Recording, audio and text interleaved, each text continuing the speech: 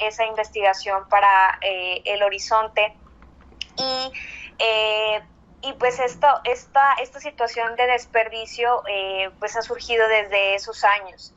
Desde también en la administración pasada, el ex secretario general de gobierno Manuel González nos hablaba que no había problemas con el agua cuando realmente ya estaban viéndose indicios de estos problemas, hicimos también una verificación para verificado, en donde evidentemente pues los reportes de estrés hídrico hablaban obviamente de que en Nuevo León era necesario un proyecto para solventar la falta de agua. Otro caso fue pues obviamente que en su momento cuando fue diputado Samuel García se opuso a Monterrey 6 porque obviamente había muchos problemas en cuanto a los financiamientos de este tipo de proyectos porque venían, lo había empezado Rodrigo Medina de la Cruz, el exgobernador priista. Entonces, por diversas circunstancias, tanto políticas, económicas, financieras y no viables, esto fue cancelado.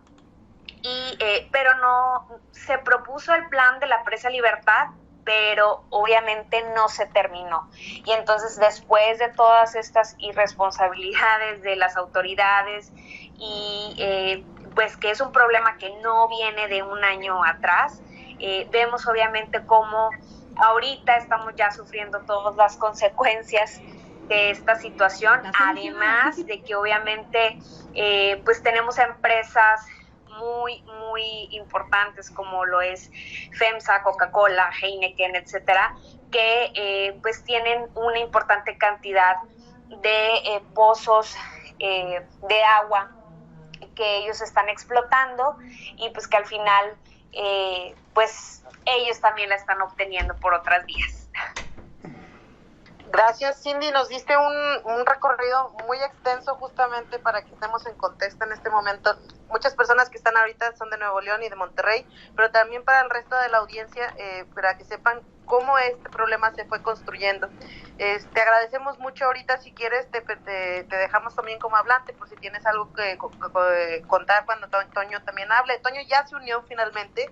Ángel, si quieres, empezamos con preguntas. Y si la audiencia va levantando la mano, le vamos a dando el micrófono para que colaboren también en esta plática que estamos teniendo. Sobre todo queremos saber sus experiencias, cómo lo viven día a día, incluso si tienen hacks o si tienen quejas, por favor, díganlas. Sabemos que es una situación muy dura la que están viviendo, entonces, bueno, empecemos y ya después vamos a ir platicando y que se arme esta plática.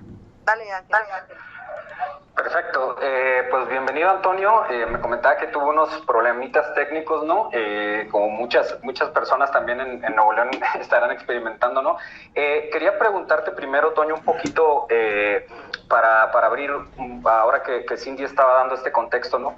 Y que tú ya llevas tiempo hablando de este tema, ¿no? Como un poco, ¿cuál es la situación actual, ¿no? En Nuevo León en cuanto a las fuentes de agua, ¿no?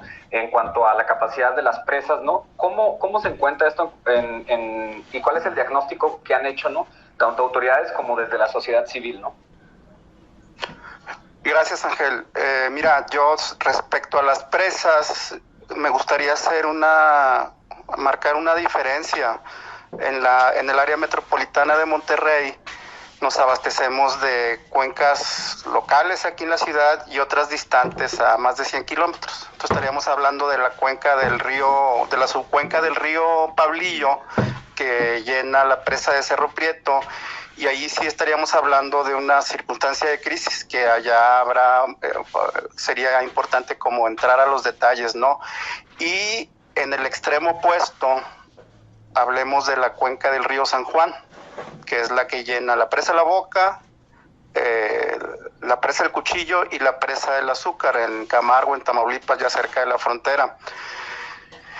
Con la excepción de La Boca, que está cercana al vaciado total, las otras dos presas históricamente han tenido almacenamientos estables arriba te estaría hablando, yo he analizado las superficies de almacenamiento en los últimos 12 años, y el Cuchillo se mantiene estable. Incluso en este año que tenemos la situación de incertidumbre profunda. Entonces me parece que en la cuenca del río San Juan, con base en los almacenamientos de dos de las más grandes presas del noreste mexicano, pues la situación como de crisis o de incertidumbre profunda no es tal, ¿no? ¿Y por qué lo digo? O sea, por ejemplo, en los últimos 2 meses, la superficie de almacenamiento de agua aumentó en la presa del Cuchillo, en contraste con las superficies en las otras 2 presas, ¿no? Entonces creo que sería importante hacer esa diferencia entre como estas 2 cuencas. Claro, es muy interesante, ¿no? Porque ha sido una retórica gubernamental mucho, ¿no? Este tema de las presas, ¿no? Y un poco el sentido de urgencia. Por otro lado, también quería mencionarte, ¿no? Como en este tema que hablaba Cindy, que introdució un poco Caracol, ¿no? ¿Cómo hacen ahorita las familias, ¿no? Para combatir esta crisis. Decías tú en Twitter, ¿no? Que hay unas colonias del norte de Monterrey que pagan hasta 1,500 pesos, ¿no? Por surtirse con pipas de agua. En ese sentido, ¿cuál es esta situación entre la ciudadanía? Y cómo le está perjudicando, ¿no? A la economía, mucha gente que pues tiene que tener agua, ¿no? Por fuerza, y más en estas temperaturas tan altas que se están registrando en Nuevo León. Yo actualmente estoy colaborando en un proyecto digamos, de saneamiento y conservación del río Pesquería al norte de la ciudad de Monterrey. Y me toca trabajar con residentes de las colonias en este sector, ¿no? Entonces justo ese es como el contexto en el cual tuve conocimiento de esta situación, ¿no? O sea, hay colonias, hablemos van a sonar familiares para la gente en la ciudad, Colinas del Aeropuerto, Cantoral, Regina, colonias digamos a pocos kilómetros al norte del aeropuerto de Monterrey, en donde han llegado a tener hasta 8 días sin acceso al agua para consumo humano en la red de distribución doméstica, ¿sí?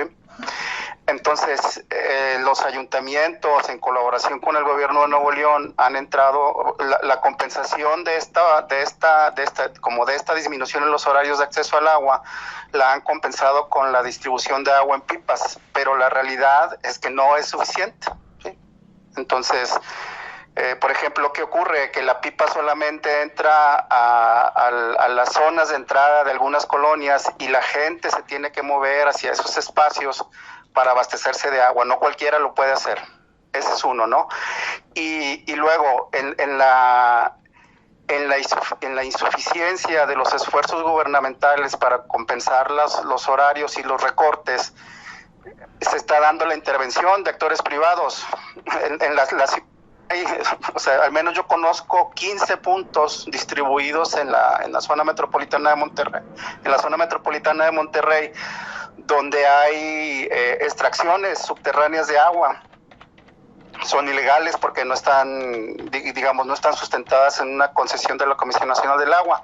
Son toleradas por la autoridad y muchas veces los mismos ayuntamientos compran agua desde allí, ¿no? Entonces, ¿qué es lo que ha ocurrido? Que estos distribuidores privados del agua están entrando a cubrir la falta de intervención suficiente del gobierno de Nuevo León. Y ahí es donde se dan como estos cobros exagerados, ¿no? O sea, una compañera con la cual colaboro, en el equipo que colaboramos en este proyecto de conservación del río Pesquería, llega preocupada y nos pide dinero prestado para comprar comida del día, ¿no? Porque tuvo que gastarse su salario quincenal, se le agotó en comprar de manera reiterada 3 veces agua en los contenedores que tiene, ¿no? Y ya cuando le consultamos pues el costo, ella hablaba de cargas periódicas de 100 litros que le costaban 1,500 pesos.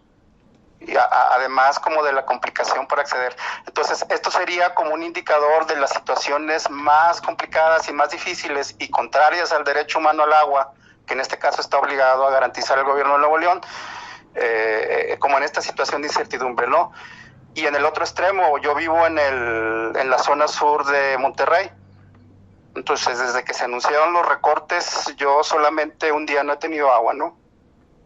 El resto solamente como se ha registrado una baja en la presión, pero el servicio se mantiene vigente. Entonces, como que en los extremos de cómo viven las personas en la ciudad está como esta situación de crisis. Muy, muy interesante, Toño, y muy impactante también lo que tiene que pasar, ¿no? O sea, como el caso de tu compañera que mencionabas. Me interesaría también la gente que está de Nuevo León, de Monterrey, que se haya conectado a este espacio, si nos cuentan cómo le hacen, ¿no? O sea, están juntando cubetas, compraron un tinaco extra, ¿qué medidas están tomando para poder abastecerse en este periodo tan corto que hay de horas? Y como dice Toño, pues en otras zonas incluso que no hay agua por días, ¿no? O sea, ¿cómo le hacen? Si nos quieren platicar, está abierto el micrófono. Si alguien quisiera intervenir, puede hacerlo. Si no, podemos continuar haciendo preguntas a Antonio. Sobre todo, nos interesa saber, como les decía, cómo lo viven un poco en su día a día, ¿no? Y este tema que hablabas, Antonio, que me pareció muy relevante, que tocaste sobre las empresas, ¿no? Que al final hay... me comenta Caracol que hay sí, ya tenemos participantes que levantaron la mano y creo que es súper importante preguntarles cómo lo están viviendo. Adelante. Entonces empezamos con Lucrecia, después vamos con Javier y luego con Miguel, que han levantado la mano. Lucrecia, ya tienes el micrófono. Soy la hermana Palma Puedes Reyes. desmutearte y cuéntanos.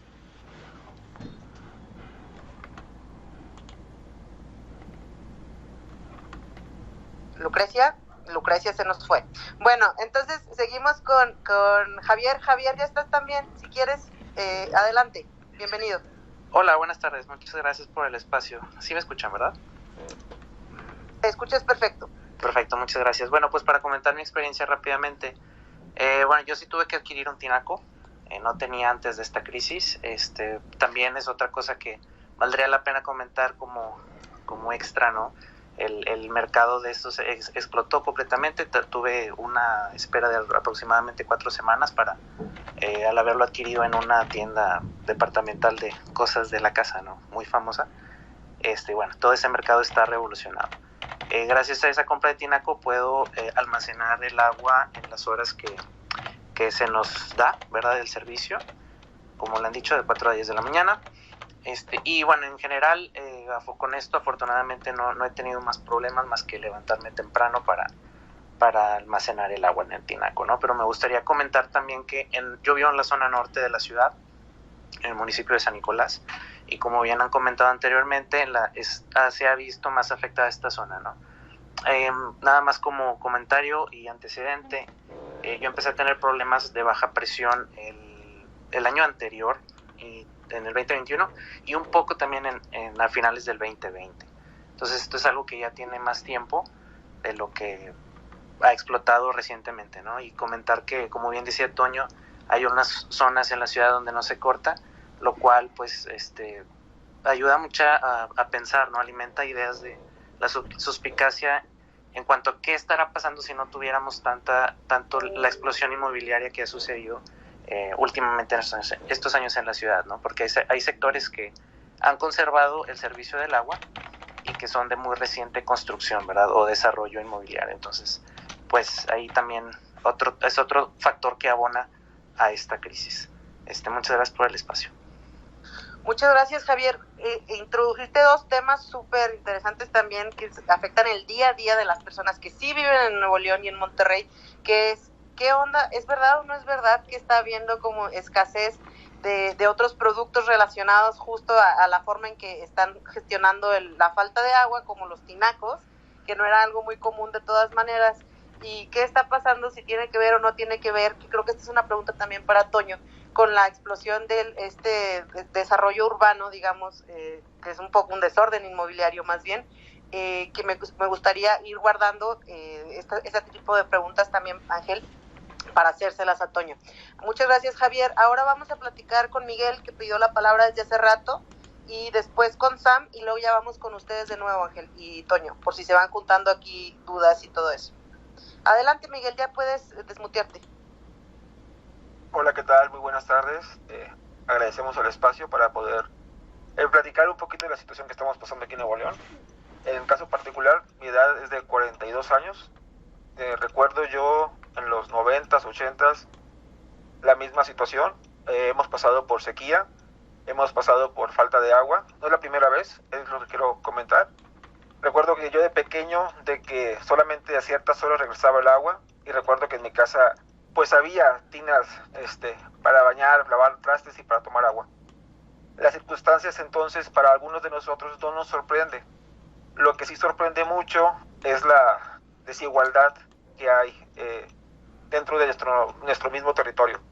Hay zonas donde pasan días sin tener agua, y hay otras, como en mi sector, donde diariamente tenemos agua desde las 5 de la mañana, 4 de la mañana, hasta puntualmente a las 10 de la mañana. Eso nos da suficiente tiempo para guardar agua y para lo necesario.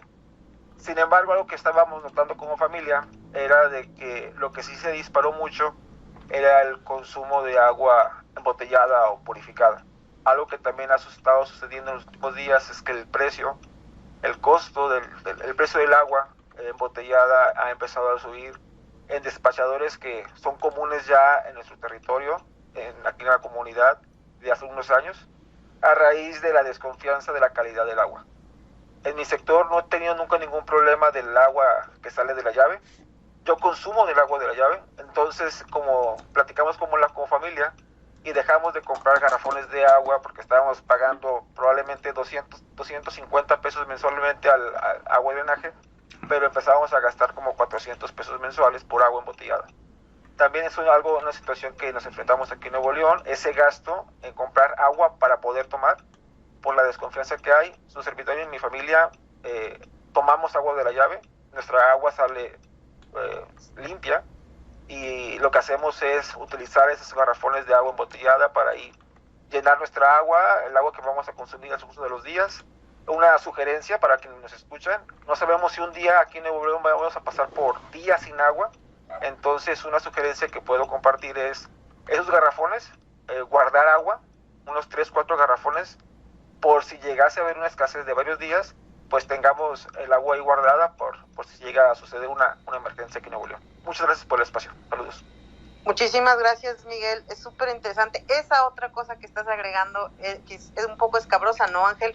El asunto de las embotelladoras de agua y si hay especulación de precios o no, y por qué ellos sí siguen teniendo agua para vender. Lo que dices es muy importante en el sentido de, ustedes en Nuevo León pueden muchas veces, aunque sospechen, tomar agua de la llave, pero hay veces que la gente no toma agua de la llave. Aquí en Ciudad de México está prohibidísimo tomar agua de la llave, sabes que te vas a enfermar si eso sucede, pero me interesa que hablemos de eso también, Ángel. ¿Qué pasa con las embotelladoras? Si quieres le damos la palabra ya a Sam para que nos comente lo que quiera comentar, y ahora sí volvemos con ustedes, Ángel y Toño, para que esos puntos que estamos como poniendo en rojo los discutamos. Joseph y una persona que se llama Urueta también ya nos solicitaron la palabra. Lo hacemos después de la participación de Sam, Toño y Ángel. Adelante, Sam, ya puedes hablar. Hola, muchas gracias. Pues digo, nada más como para continuar con la misma idea. Yo tengo 36 años y en lo personal no recuerdo algo tan extremo que hayamos sufrido acá en el estado. Yo vivo en el norte de la ciudad, y las dos cosas que me han llamado más la atención son, primero, la falta de claridad cuando se tuvieron los recortes de ciertos días de la semana. Tú decías, bueno, a mí me tocaba el corte el viernes, pero de repente pues el viernes sí tenía agua, y entonces ya no empataba eso con lo que se anunciaba por parte del gobierno. Y a veces el martes, que se suponía que no había corte, nos cortaban el agua sin avisar. Entonces ese tema de la comunicación creo que sí es importante que se presentó, y que ahorita sigue con el tema de que los tiempos de agua son de 4 a 10 de la mañana. A veces antes de las 4 de la mañana si hay agua, a veces después de las 10 si hay, o la cortan antes de los 10. Entonces ese tema de comunicación creo que es interesante. Y el segundo, lo que mencionabas de el agua embotellada. O sea, ayer fui a buscar agua en la tienda aquí en la esquina y no tenían agua, estaba agotada. Tuve que ir a 2-3 tiendas para poder encontrar agua para tomar. Y por ejemplo, aquí en mi casa el agua sí ha estado saliendo turbia, sí ha estado saliendo con cierta tierra que dices tú, pues no la puedes consumir. Entonces, digo, lo último que sí nos deja pensando es qué impacto tiene esto en la vida de las personas como de calle, y qué impacto o falta de impacto tienen las empresas, que esas parece ser que están siguiendo adelante con su producción de refresco, de cerveza, de productos sin ningún problema. Gracias por el espacio. Muchas gracias, Sam. Nos dejas justo en el